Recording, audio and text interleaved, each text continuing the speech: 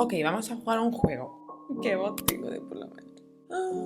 Vamos a imaginar que la luz de esta habitación es fantástica, que el fondo es inspirador, que Monsi está cómoda porque Mini Monsi no está cómoda aquí, no está cómoda aquí situada, pero he considerado oportuno que forme parte de este vídeo. Y vamos a imaginar también que mi peinado es decente, ¿vale? Bueno, de hecho es que creo que me voy a cambiar el peinado. Puesto a imaginar, imaginemos que este peinado sí es decente.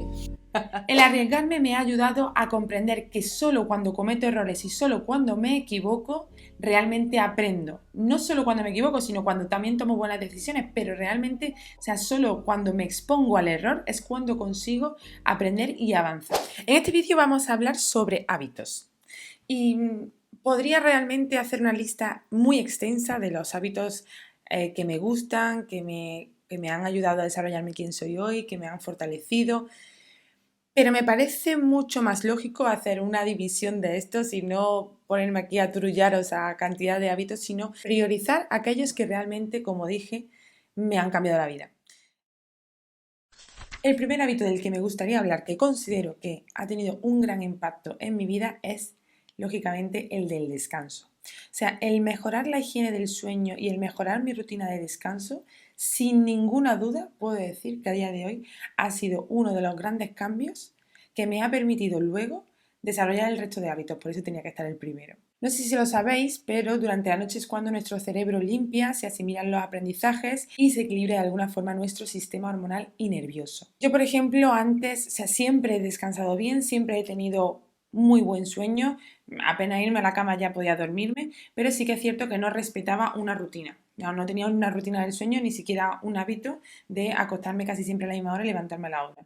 Es cierto que este hábito me ha convertido en una persona más aburrida, es decir, puede ser que aquello que queráis implementarlo tenga luego como efecto rebote que le parezca aburrido al resto de vuestro entorno, no pasa nada, ¿vale? Nosotros nos queremos a pesar de ser aburridos. Como he dicho, yo nunca he tenido problema de descanso, pero sí que es cierto que he cometido errores como por ejemplo acostarme muy tarde cuando tenía que levantarme temprano, levantarme destrozada y empezar el día.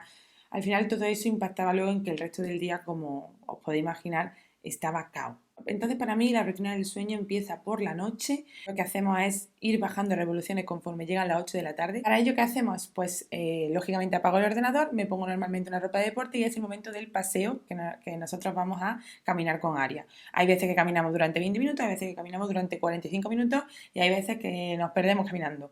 Pero al final eso me permite un poco ir limpiando la mente de todo lo que durante el día ha sido un poco ajetreado y sobre todo ponernos al día y ya empezar rutina de familia. Momento de la cena, normalmente tampoco ceno mucho porque para mí, para descansar es brutalmente importante no hincharme a comer porque eso ya es caos. Y después de cenar vemos la tele apenas 20 minutos. Nos vamos a la cama, cada uno pues con nuestro libro. Yo en concreto pues por la noche me gusta mucho leer novelas. Como mucho duro medio capítulo, o sea, es que son 3 páginas. Y sobre todo es el entorno de la habitación para que sea un entorno tranquilo, relajado, con luces cálidas. Al final el cortisol, hablando rápido y mal, es la hormona que nos mantiene activos y despiertos y en alerta, entonces toda esta hormona se ve favorecida por el uso de luz azul, pantallas, sonidos. Por supuesto, nada de cafeína a partir de las 6 de la tarde, nada de rutina de deporte justo antes de dormir o rollo 9-10 de la noche, eso también es crítico. Y lógicamente a mí lo que me funciona es como mínimo descansar 7 horas. Me despierto nueva, de hecho me despierto normalmente sola, sin reloj, porque guardo mi rutina de lunes a domingo. Aún así, prefiero mejor hecho que perfecto, prefiero ser disciplinada de lunes a viernes y a lo mejor viernes y sábado. Podré acostarme más tarde, pero aún así suelo mantener bastante bien la rutina. Esto es importante. Tema escribir. Bueno, ¿quién de vosotros no se esperaba que yo hablara de la escritura en un vídeo de hábitos? Y siempre os cuento que es innegociable para mí y es de las cosas que no cambio en mi día a día. Para mí escribir es una forma de terapia, sinceramente es una forma de introspección, de autoconocimiento y de desarrollo personal. Cuando escribo solo puedo estar escribiendo y pensando en lo que estoy escribiendo, no, mi mente no va a 2000 revoluciones, que normalmente esto es lo que nos tiene un poco como aturdidos. Cuando escribo me permito ser muy sincera de mí conmigo misma y sobre todo me gusta mucho escribir las cosas que me preocupan y los problemas a los que me estoy enfrentando porque toman una perspectiva muy distinta.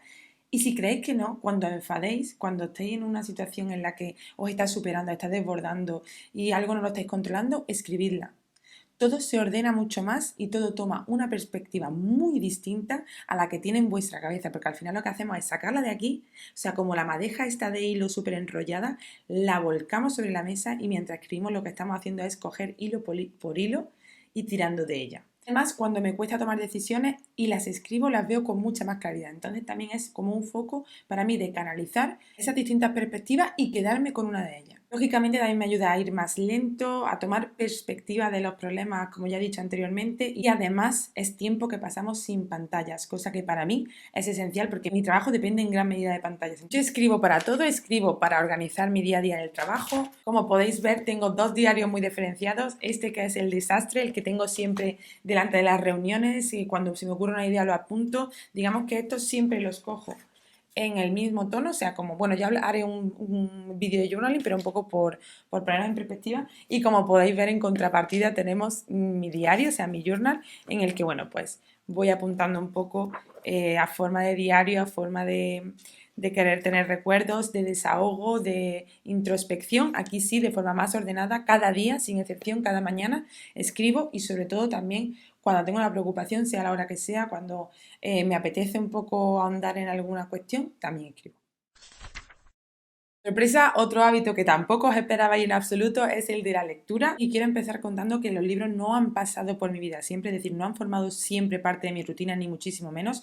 Yo durante, me acuerdo en mi época de instituto, me mandaban a leer algún libro de la carrera, o sea, del colegio y era negada. Yo era la típica que cuando tocaba un libro me metía en esa página y me empapaba el resumen y me examinaba, pero hubo un momento, y yo creo que fue clave, en la que en lugar de que la profesora nos mandó un libro de forma obligada, lo que nos planteó a la clase es elegir de su caja de libros. Ella trajo una caja de libros de su casa, me pareció más fantástico, y cada uno elegimos uno, el que más nos parecía, el que tuviésemos ganas de leer. Y me acuerdo perfectamente que el primer libro que me leí con muchas ganas se llamaba El misterio del cuarto amarillo, y me lo leí por esta misma clase de lengua en la que me obligaron de alguna forma a leerme un libro, pero no uno en concreto, sino el que quisiéramos elegir. Y a partir de ahí descubrí que la lectura me gustaba. Aún así lo dejé parado, aquello era tercero de la ESO, y volví a retomar la lectura cuando me independicé. Me acuerdo que, bueno, al final le pasaba más tiempo sola, más tiempo en silencio. Y justo tenía una librería cerca de donde yo vivía, donde yo paseaba a la perrita. Y el primer libro que yo recuerdo que me compré de vuelta a la lectura fue El monje que vendió su Ferrari. O sea, imaginaos, de no leer nada a empezar a leer. Algún día os contaré este libro. O sea, me han cambiado la vida muchas cosas. Sí, bueno, puede parecer una intensa, pero el libro. Leer me permite sumergirme en un mundo distinto, entretenerme de una forma mucho más lenta, aprender de lo que otros ya han escrito y han experimentado, cosa que me encanta, y por supuesto me permite interiorizar mucho mejor algunas ideas. Hay veces que es cierto que cuando estamos leyendo estamos pensando en otra cosa, pero yo sobre todo en esos casos lo que hago es volver atrás y volver a releer, o sea, cada día me pillo más rápido cuando eso ocurre. Y para mí es distinto leer que ver una película o leer que ver una serie o un vídeo. También me permite lógicamente a pasar tiempo sin pantallas, cosa que para mí es muy importante. Y algo que se ha convertido clave ha sido el tener varios libros empezados, es decir, yo si me empiezo un libro de autoconocimiento y luego me voy a la cama con este libro, rollo de desarrollo personal, es inviable que a mí me apetezca leerlo. Es que yo antes de dormir no estoy inspirada para ello. Pero luego a lo mejor una novela por la mañana tampoco. Entonces yo lo que suelo hacer es por la noche tengo mi libro de lectura de novela y por la mañana tengo mi libro abierto de rollo de autoconocimiento, de reflexión. Otro básico, el deporte.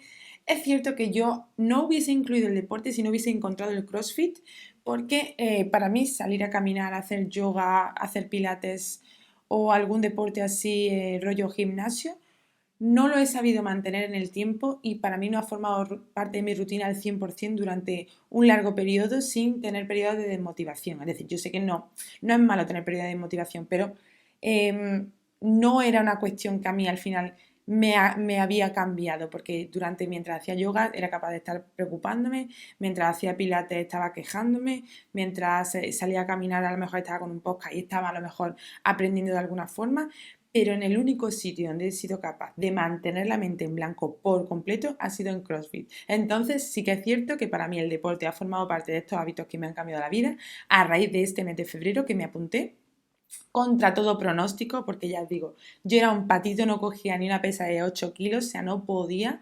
tenía muy poquita fuerza y es verdad que siempre había mantenido una rutina saludable. Por las mañanas me había levantado a hacer yoga, a hacer un poco de deporte media hora, pero eran cuestiones un poco más de por mantenerme en salud que porque me gustara. Y ahora he conseguido por fin empezar una rutina de deporte que sí que me motiva, que sí que me apetece y yo voy 2 días en semana y salgo de ahí como muy renovada, o sea, tremendo, la paz y la tranquilidad con la que salgo, a pesar de estar reventada, a pesar de estar agotada, es como una sensación de reset, ¿vale? Entonces, cierto que los 2 primeros meses, mientras estaba en CrossFit, lo que hacía es luchar por la supervivencia y mantenerme un poco, voy a seguir yendo porque me lo he propuesto, pero no encontrar esa motivación y es verdad que hay una etapa en las del inicio en las que yo me comparaba mucho, pero a partir de, yo creo, abril o así, ha sido como, ¡buah!, empezar a disfrutar este deporte y empezar a ponerme retos, a querer avanzar y a proponérmelo, como digo, en serio. Y sinceramente me siento mucho más saludable, mucho más fuerte, con muchísima más capacidad de superación. Por supuesto, me apetece ir y bueno, no lo cambio, a día de hoy no lo cambio, no sé.